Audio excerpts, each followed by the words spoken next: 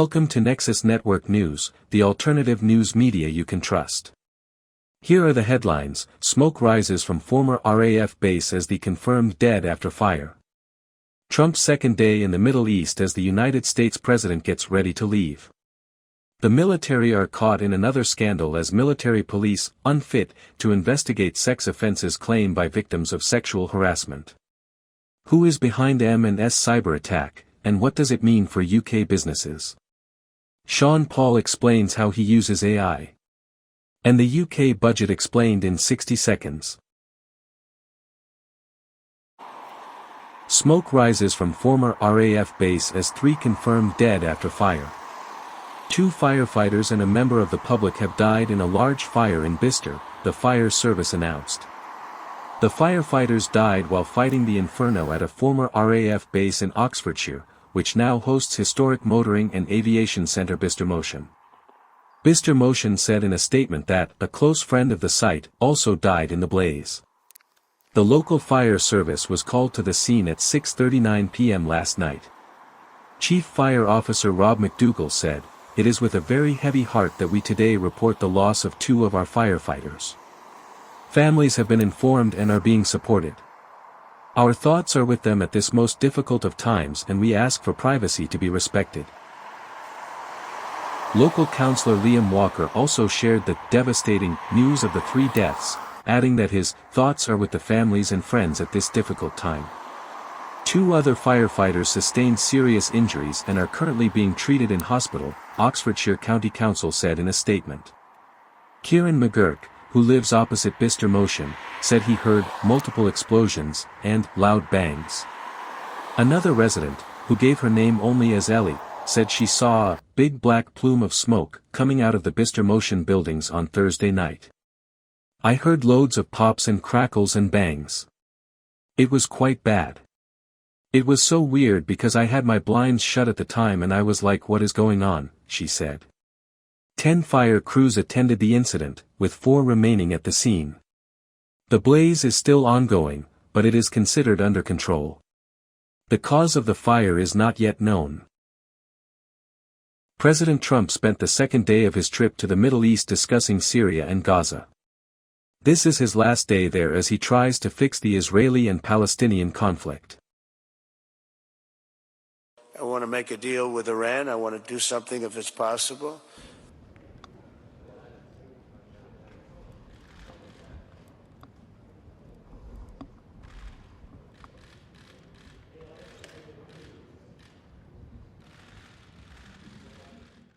I am also ordering the cessation of sanctions against Syria to give them a fresh start. It gives them a chance for greatness. The sanctions were really crippling, very powerful. And I spoke to Mohammed, and I spoke to our friend from Turkey, who we just spoke to also by phone now.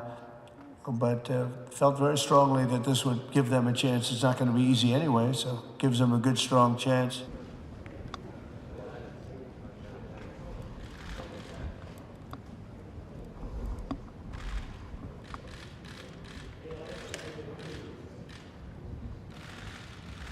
The whole world is watching the Middle East, and many are watching with envy. You have something very special going on. And we'll stand with our friends and partners, and we'll confront the aggression that threatens us all. I want to make a deal with Iran. I want to do something if it's possible. But for that to happen, it must stop sponsoring terror, halt its bloody proxy wars, and permanently and verifiably cease its pursuit of nuclear weapons. They cannot have a nuclear weapon.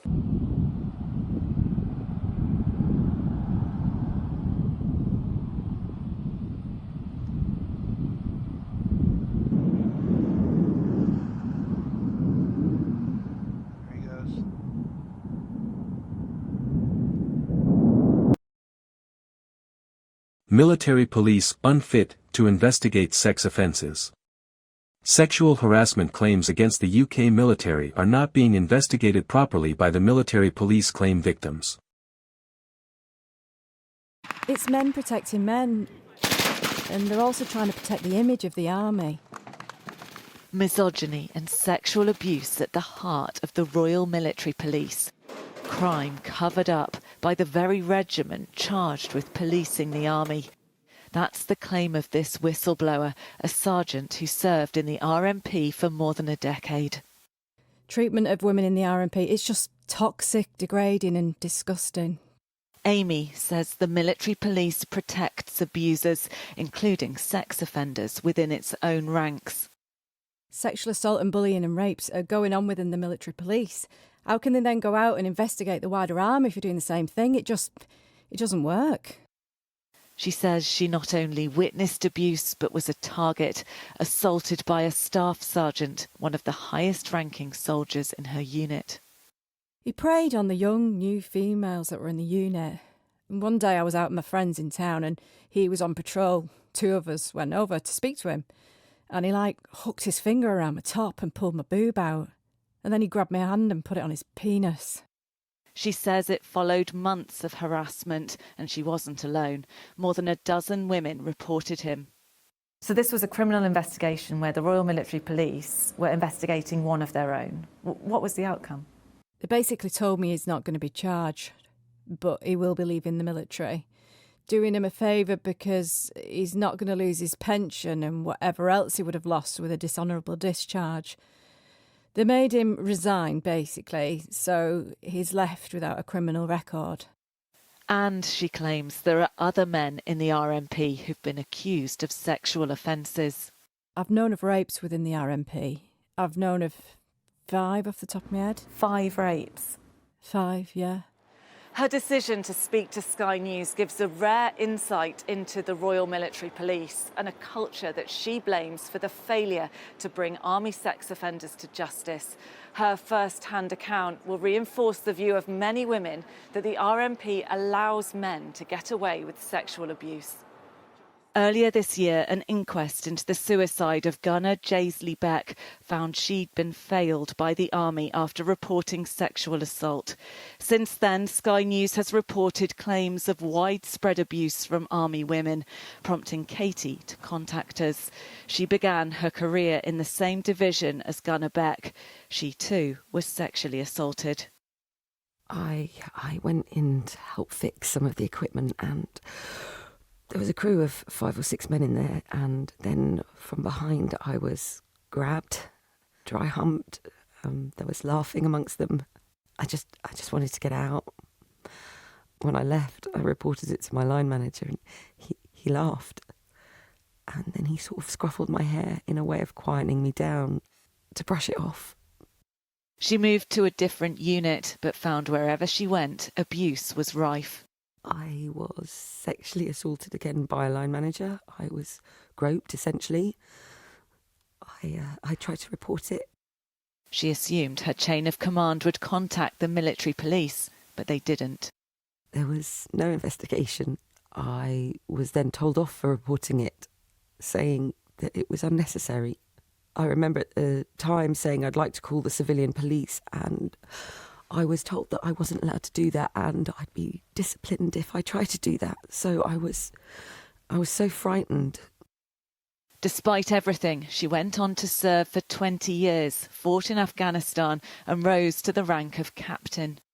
I kept this goal in my head of reaching a position one day where I could help other women.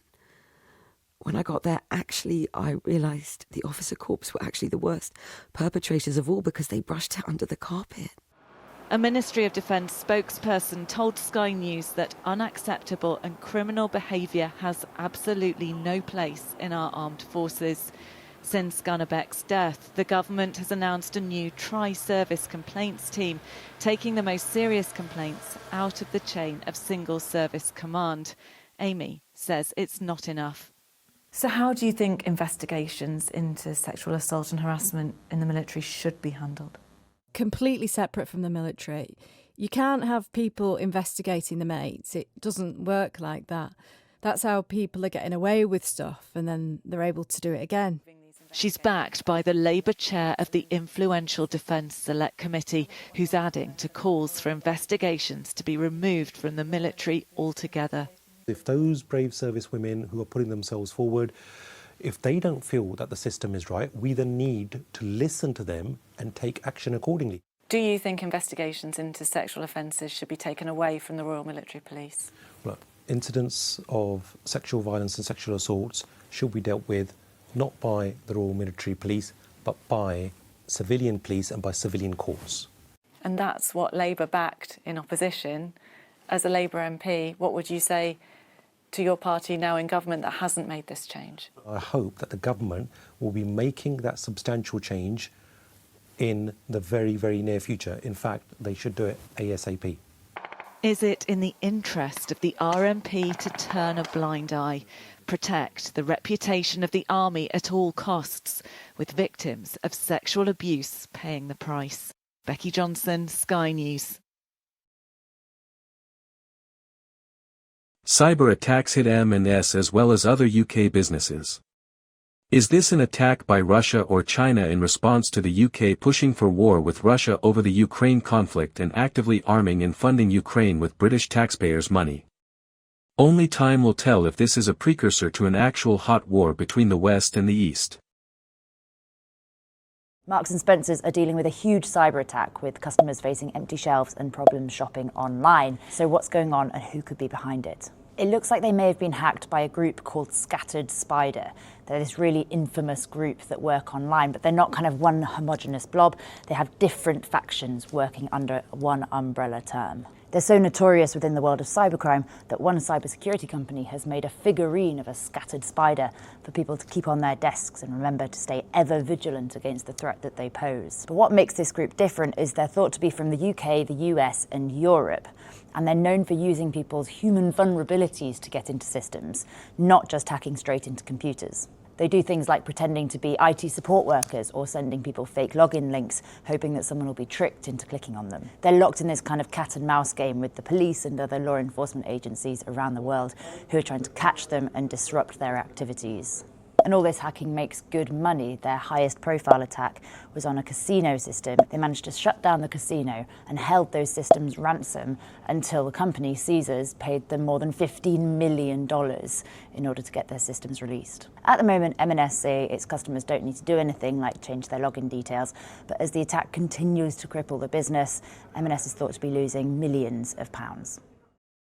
Girl, listen, Kenya, the queen of my dream. When you mean body clean, bring it come to me. Ready when you're ready, when the time you need me. Now go left you lonely. AI in music, should it be embraced or feared? Are we now seeing the death of the musician?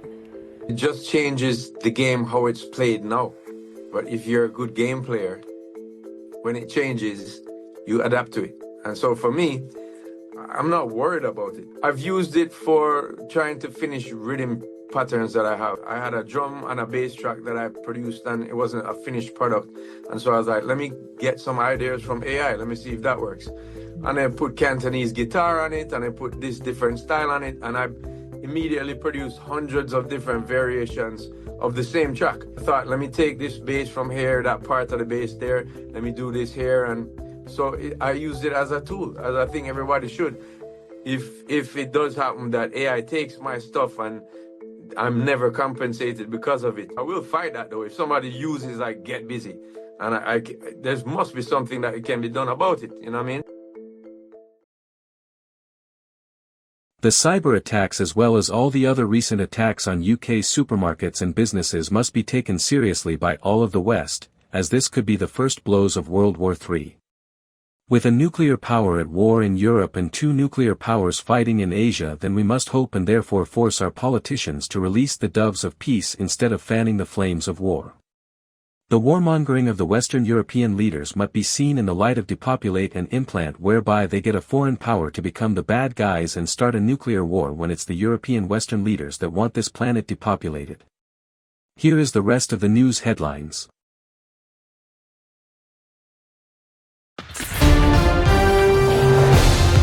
Coming up this lunchtime. No one wants to watch their loved ones suffer at the very end of their life, and people who are dying want choice.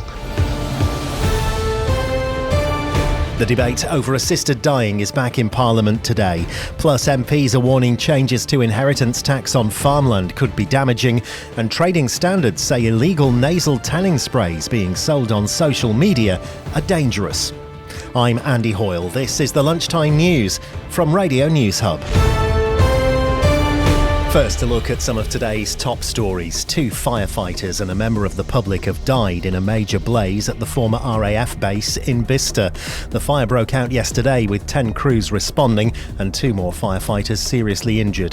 The blaze is now under control as investigations continue. MPs are warning the government's falling behind in tackling violence against women and girls, with support services overwhelmed and prevention efforts lacking. A report says 1 in 5 crimes relates to such violence, yet many victims are turned away due to rising demand.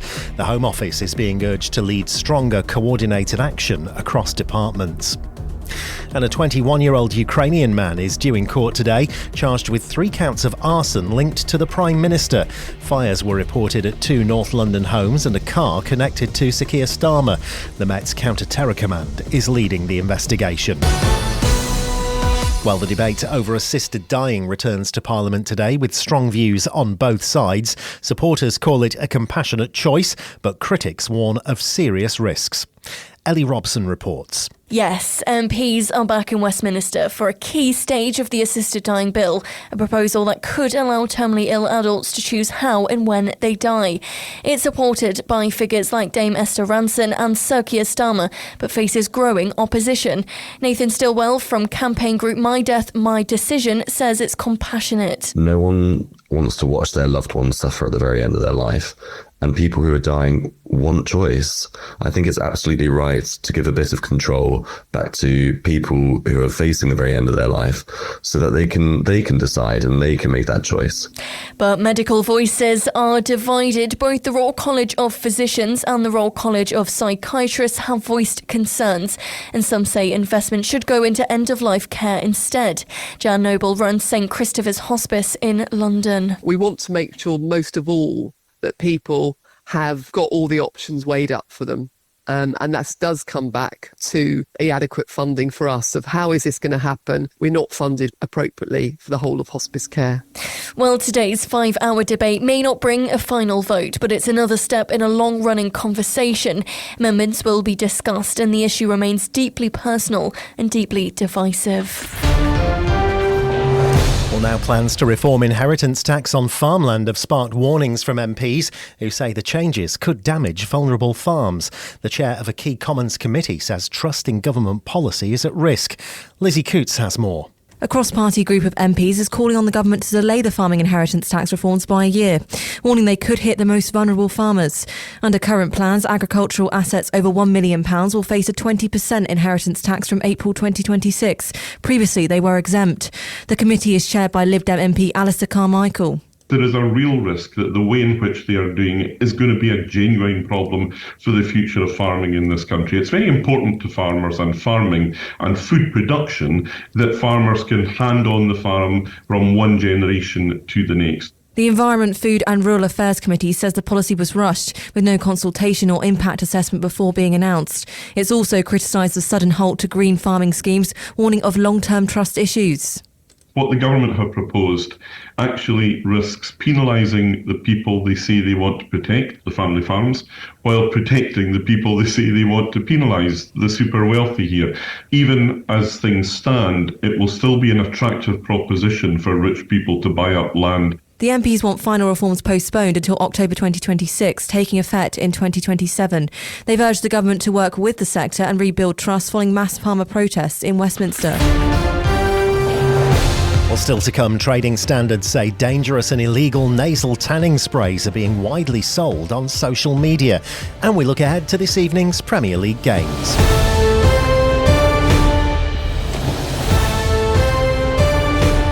A reminder of our top stories this lunchtime. The debate over assisted dying returns to Parliament with strong views on both sides. And 2 firefighters and a member of the public have died in a major blaze at a former RAF base in Oxfordshire. Dangerous and illegal nasal tanning sprays are being widely sold on social media, prompting urgent warnings from trading standards. The unregulated products have been linked to serious health risks, including potential skin cancer. Here's Grace McIntosh with more. Unlicensed nasal tanning sprays are being marketed to young people online, often in sweet flavours like bubblegum and strawberry. Trading standards say the sprays contain the banned chemical melatonin 2 and could cause severe reactions, even a possible link to melanoma, the deadliest form of skin cancer. Gary Lipman is the chairman of the Sunbed Association. The products themselves are, in fact, illegal. It shouldn't be purchased either over the counter or online. The ingredients are not suitable, are not certified. The Chartered Trading Standards Institute says it's seeing a worrying rise in use, often fuelled by influencer promotion on platforms like TikTok. One woman was hospitalised after struggling to breathe from a reaction to a spray she bought online. A recent survey of trading standards officers found that unsafe cosmetic products were the biggest emerging threat to UK consumers. I would encourage your listeners not to purchase these products because they're uncertified and in fact illegal. When using a sunbed, always use a lotion that is specifically blended for use with sunbeds. Consumers are urged to avoid any tanning products that are inhaled or ingested and stick to safe, regulated creams and sprays. Suspicious products can be reported via Citizens Advice or local trading standards. Business news now, and the Hinduja families top the Sunday Times Rich List for the fourth year in a row, despite a £2 billion drop in their fortune to £35.3 billion. The number of UK billionaires has fallen for a third consecutive year, down to 156. Sir James Dyson and Manchester United investor Sir Jim Ratcliffe also feature among the top 20 wealthiest.